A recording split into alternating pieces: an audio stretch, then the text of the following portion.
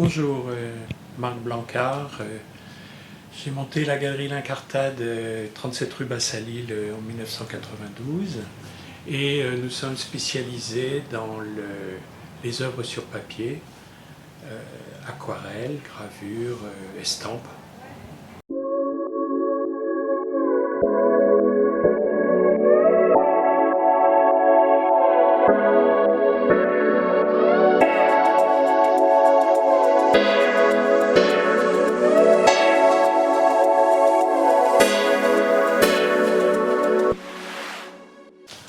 Ah bah, une galerie c'est un lieu où on va exposer des artistes vivants ou morts, paix à leur âme,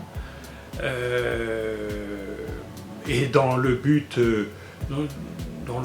est de faire connaître et aussi de vendre. On a plusieurs activités dans la galerie, la vente d'estampes, d'œuvres sur papier et aussi nous sommes spécialisés dans l'affiche de cinéma de collection, l'affiche ancienne, car nous restaurons aussi et ces œuvres tant en estampes qu'en affiche, sans cadre et nous sommes aussi encadreurs. Ce qu'il faut comprendre, ce qu'il ne faut pas oublier, avoir en tête, c'est que l'édition à tirage multiple a pris son essor après-guerre, dans l'entre-deux-guerres, par les grands maîtres, les Picasso, les Braque, les Léger, et qui avaient la volonté, qui entre deux guerres, ces artistes-là avaient déjà plus besoin de ça pour vivre. Hein. Ils commençaient à vivre très très facile, des artistes très reconnus. Et ils avaient la volonté, c'était une volonté politique, hein, pas oublier, ces artistes-là, globalement, ils étaient quasiment tous au PC, pas oublier, où ils étaient affiliés à la gauche, et ils avaient la volonté de développer, de faire connaître leur travail à une population la plus large possible. Nous ici, comme on fait du multiple principalement, donc lithographie, sérigraphie, aquagravure, toutes les techniques, gravure sur bois, toutes les techniques nobles d'édition, ça nous permet d'avoir les grands maîtres du XXe siècle, Picasso, Matisse, César, Miro, Dali, donc en œuvre originale, numérotée, signée. Artistes qui sont pour 98% de la population impossible à s'offrir une œuvre unique, une peinture de Dali ou de Picasso. Ça c'est difficilement, c'est difficilement possible, mais une œuvre en tirage multiple, numérotée, signée, référencée, c'est déjà à la portée de beaucoup plus de monde. Et on a aussi pour ces mêmes grands artistes, des œuvres originales, mais dans des éditions plus importantes, qui peuvent être de plusieurs centaines ou milliers d'exemplaires, où là, les prix sont adaptés aussi au nombre d'exemplaires, et on peut aussi s'offrir une litho originale de Picasso à 300 €, qui est référencée, numérotée, mais pas signée par l'artiste, et ce sera une édition importante, mais toujours des œuvres originales. Comment on choisit nos artistes? Alors là, pour nous, c'est pas compliqué. On vend ce qu'on aime bien, on présente ce qu'on aime bien. Au fil du temps, maintenant, depuis 27 ans, on aurait pu être plus près des modes qu'on a eu quand même, une évolution depuis 27 ans des goûts, des modes. On aurait pu être plus proche, mais on a toujours voulu présenter des artistes qu'on aimait. Bram Van Velde, par exemple, on le présente depuis quasiment l'origine, et il y a 27 ans, très peu de gens le connaissaient. Maintenant, on se rend compte que c'est un artiste qui est rentré auprès d'un public beaucoup plus large, et voilà quoi, par exemple, après, bon, les grands noms, bah, ça sont les grands noms, mais voilà, on a des styles différents parce qu'on aime, on a des goûts différents, mon frère et moi j'ai aussi des artistes plus proches de la bande dessinée, par exemple, des choses un petit peu plus différentes. Voilà, on a des goûts différents et on présente des artistes donc, voilà, de styles différents aussi. Et c'est ce qui fait l'intérêt. Bon, les gens sont parfois surpris parce que la galerie est petite, donc il y a des rapprochements parfois un peu étonnants, mais bon, c'est dû à l'exiguïté de l'espace. Et puis voilà, des confrontations qui peuvent aussi se passer très bien entre deux artistes qui à première vue ne se ressemblent pas. La façon dont on acquiert les œuvres ici, il faut savoir, à la différence d'une galerie classique où un artiste vient, présente ses œuvres et la galerie vend, nous on fonctionne différemment.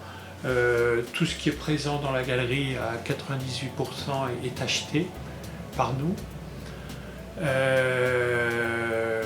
On a quelques, hormis les artistes vivants qu'on présente en permanence, qui on fonctionne comme les autres galeries en dépôt-vente, en dépôt d'artistes,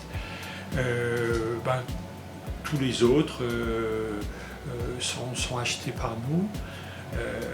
Et pour les œuvres très récentes d'artistes vivants, c'est directement auprès des éditeurs.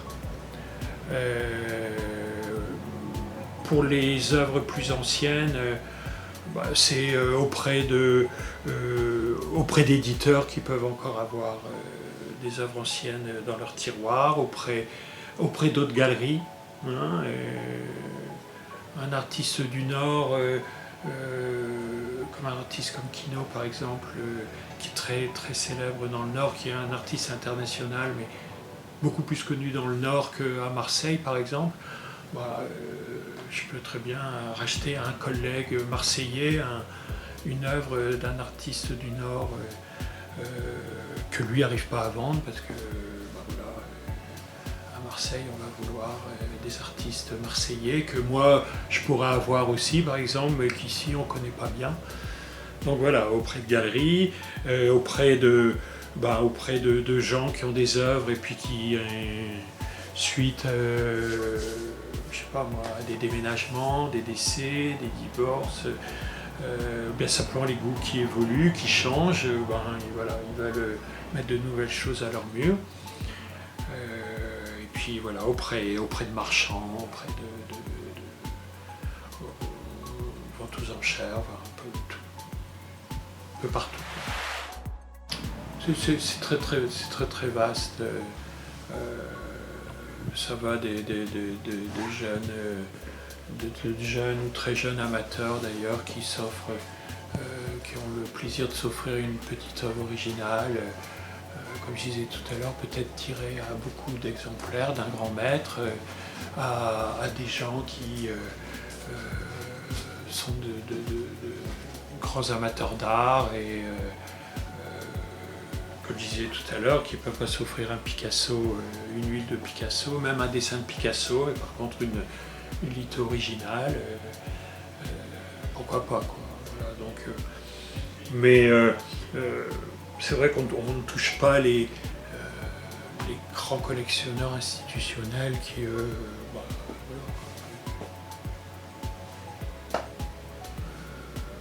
LVMH, il n'y a pas besoin de moi. Il va pas venir chez. Bien que s'il vient chez moi, il trouvera peut-être quelque chose à son goût. Et on a à côté de ça, on a aussi un site où vous pouvez trouver une partie des œuvres de la galerie. Et là, on vend partout. Oui, il faut fouiller parce qu'on a beaucoup de choses. On a beaucoup de choses, donc et on n'a pas les murs. On n'a pas les murs, on n'a pas l'espace pour. On a plusieurs centaines d'œuvres. Donc on n'a pas les murs pour mettre plusieurs centaines d'œuvres. et ce serait insupportable. Donc oui, le fait de... Ici, il faut fouiller, en général, les gens aiment bien, et ceux qui n'aiment pas, ils s'en vont ou ils demandent. Hein,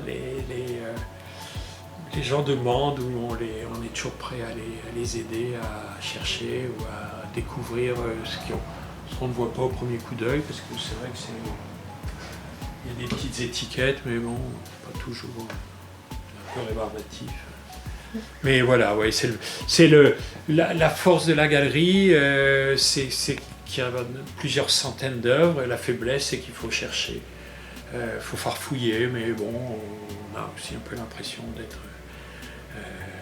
à la brocante. Enfin, peut-être pas le bon, c'est pas un bon terme, mais voilà, c'est voilà. Le titre de l'incartade n'est pas un nom par hasard.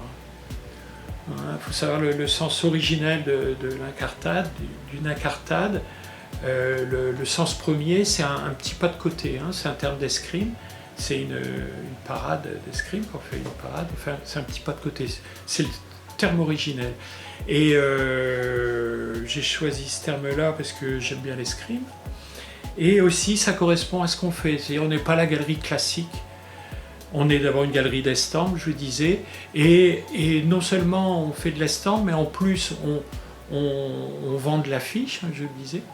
On vend de l'affiche de collection, et on restaure aussi. Donc il n'y a pas de galeries qui font tout ça et qui mélangent tout ça dans le même lieu.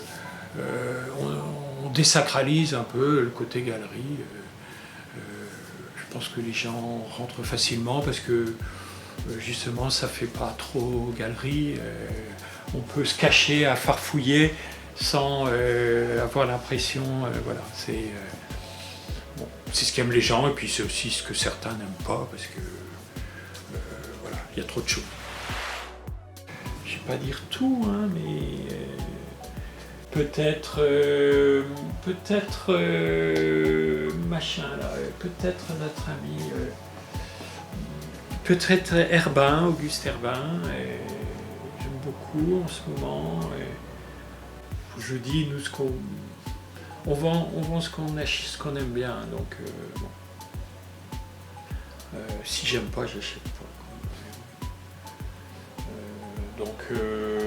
Oui, puis Miro, enfin voilà, c'est toujours après mes grands classiques, quoi. Miro, Vasarely, vous voyez, c'est assez éclectique.